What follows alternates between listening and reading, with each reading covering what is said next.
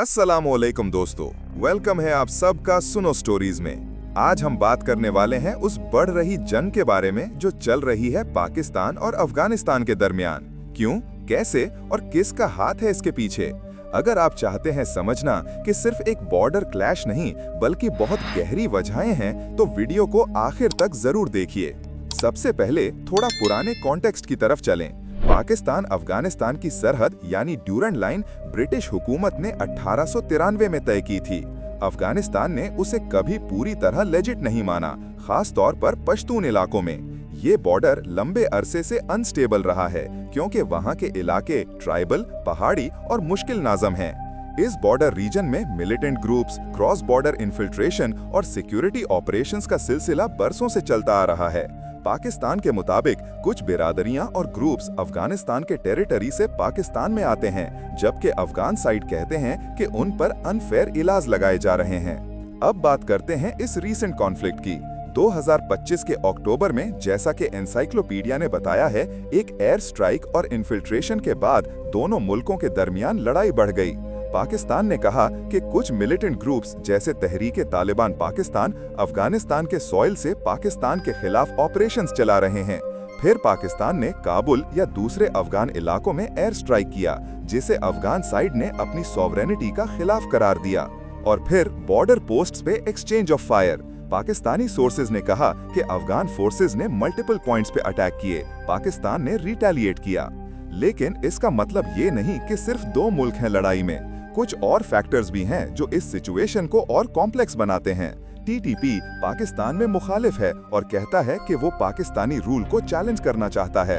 अफगानिस्तान के mountainous border areas में उसको रिलेटिव सैंक्चुअरी मिल रहा था। पाकिस्तान के मुताबिक ये सब बॉर्डर इंस्टेबिलिटी का सोर्स हैं। जब अगस्त 2021 में अफगान तालिबान काबुल में आई, पाकिस्तान ने सोचा था कि उससे स्ट्रेटेजिक डेप्थ मिलेगी, लेकिन फिर उन रिलेशंस में उलझन आने लगी।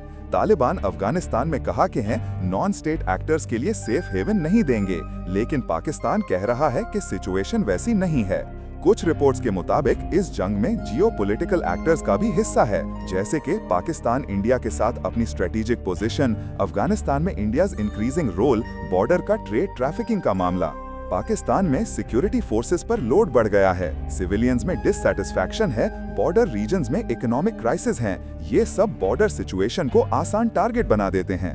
इस तरह कौन हाफ है का जवाब इतना सीधा नहीं। ये एक मिक्स है militant groups, historical border tensions, national security concerns और रीजनल पॉलिटिक्स का। ये कॉन्फ्लिक्ट सिर्फ मिलिट्री लेवल पे नहीं चल रहा, इसके लोगों, ट्रेड, इकोनॉमी पे भी असर हैं। ट्रेड रूट्स बंद हुए, बॉर्डर क्रॉसिंग्स टेम्पररीली रोकी गईं। जिन लोगों का रोजगार इन एरियाज पे डिपेंडेंट था, उनका हाल मुश्किल हो गया। सिक्योरिटी फोर्सेस के कैजुअलिटीज बढ़ रहे हैं, सिविलियंस भी इसमें उलझे हैं, और अगर ये सिचुएशन एस्केलेट हो गई तो फुल स्केल कॉन्फ्लिक्ट का खतरा है, जिसका दोनों मुल्कों को कॉस्ट भुगतना पड़ेगा।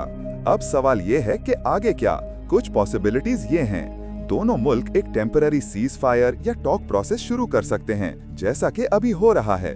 इफ ट्रस्ट बिल्ड हो गया तो मिलिटेंट सैंक्चुअरीज पे एक्शन हो सकता है, बॉर्डर मैनेजमेंट टाइटन हो सकती है।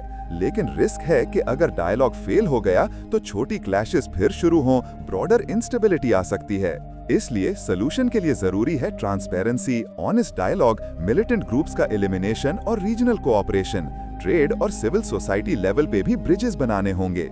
तो दोस्तों, आज हमने देखा कि ये जो जंग या क्लैश है पाकिस्तान और अफगानिस्तान के दरमियान, वो सिर्फ एक रिंगटोन फ्लैश नहीं है, बल्कि उसके पीछे गहरी हिस्ट्री है, कॉम्प्लेक्स मिलिटेंट नेटवर्क्स हैं और रीजनल चेस बोर्ड का हिस्सा भी।